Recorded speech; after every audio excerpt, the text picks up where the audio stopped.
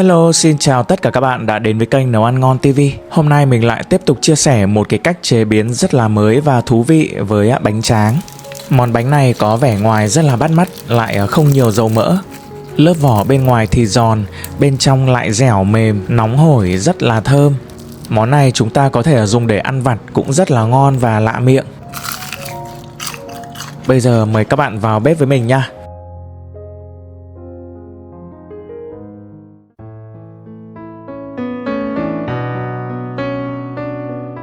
Ngoài phần vỏ bánh tráng thì đây là nguyên liệu của phần nhân.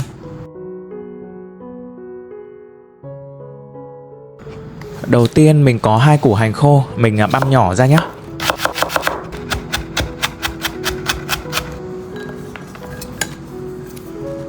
Tiếp theo là rau bắp cải. Như mình đã từng chia sẻ thì bắp cải dùng để làm nhân mặn trong các cái loại bánh thì rất là ngon. Mình thái thành những cái sợi mỏng ra và không quá dài nhé. Trông nhiều như vậy thôi nhưng một lát nữa làm nhân thì nó sẽ ngót xuống rất là nhanh. Khoảng nửa củ cà rốt mình thái thành những sợi mỏng, sau đó thì cắt nhỏ ra cho phần nhân có cái màu đẹp.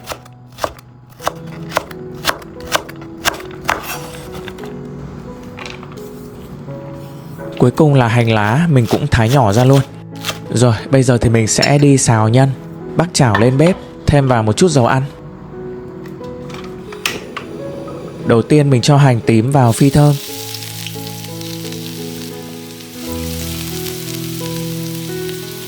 Sau đó thì cho thịt xay vào. Lúc này mình hạ xuống cái mức lửa nhỏ để dần cho cái thịt nó tơi ra.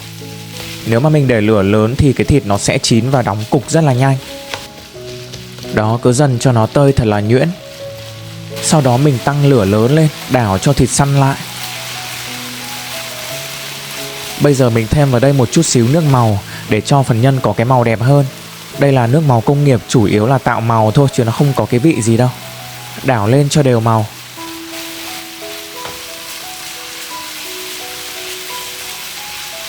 Tiếp theo mình cho bắp cải và cà rốt vào. Mình xào khoảng tầm 1 phút cho rau ngót bớt.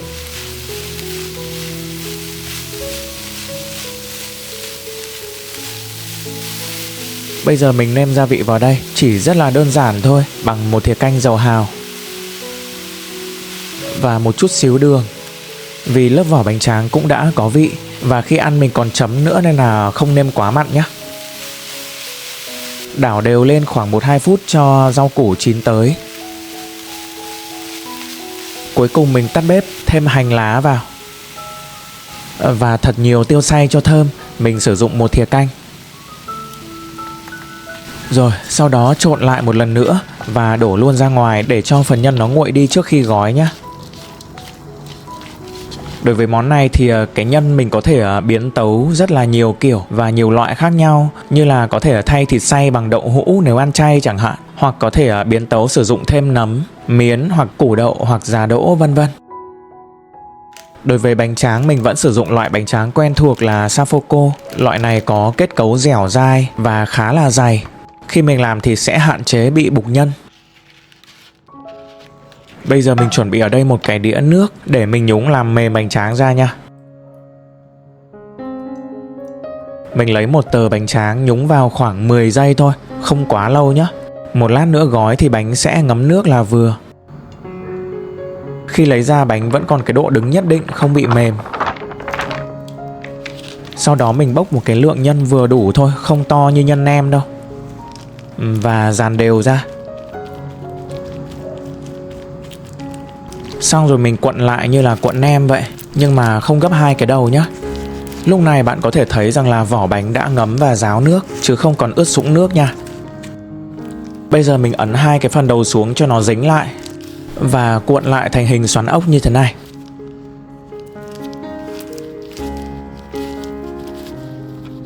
Đó, khi mà lớp vỏ bánh tráng nở ra và ráo nước thì tạo hình và cố định rất là dễ. Sau đó mình dùng tay ấn nhẹ xuống để cho nó dẹt ra. Vậy là xong, nhìn mình cứ cảm nhận nó giống như miếng dồi vậy. Nếu bề mặt có bị ướt thì nhớ phải lau đi nhé.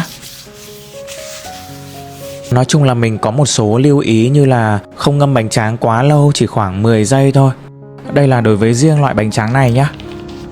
Dùng một lượng nhân vừa phải để khi cuốn không bị bung và rách.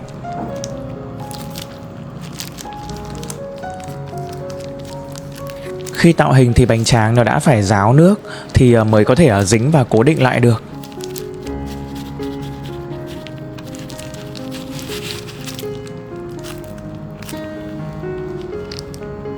Với số lượng ngày hôm nay thì mình làm được khoảng 21 chiếc này nhá.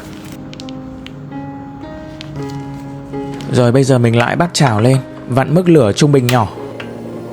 Thêm vào một lớp dầu ăn mỏng thôi để mình áp chảo.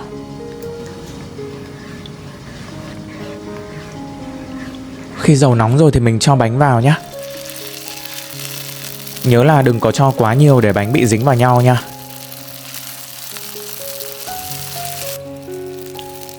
Áp chảo được vài phút thì lớp vỏ ở dưới đã rám vàng rồi, mình lật lại nhé.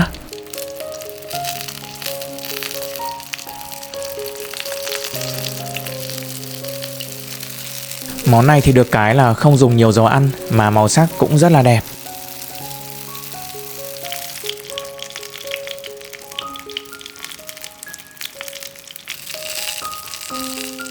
Sau đó thì mình cứ lật lại áp chảo đều cho tới khi vàng ruộm như vậy là được. Mình thì áp chảo mỗi mặt khoảng 2 lần. Phần còn lại thì mình cứ làm tương tự thôi. Vậy là mình đã chia sẻ xong cách làm bánh tráng cuộn thịt rau củ áp chảo. Nhìn rất là đẹp và bắt mắt, cách làm lại đơn giản. Lớp vỏ bên ngoài có cái độ giòn rụm, bên trong thì dẻo mềm, rất là thơm ngon của thịt và rau củ. Khi ăn thì mình có thể chấm cùng với tương ớt hoặc là nước mắm chua ngọt, giống như là chấm nem cũng được. Nếu nhà các bạn đang có bánh tráng và muốn làm một cái món ăn vặt gì đó thì hãy tham khảo cách làm này nhé. Cảm ơn tất cả các bạn đã quan tâm theo dõi. Nếu thích thì hãy ủng hộ mình bằng cách like và đăng ký kênh. Tạm biệt và hẹn gặp lại các bạn ở những video tiếp theo.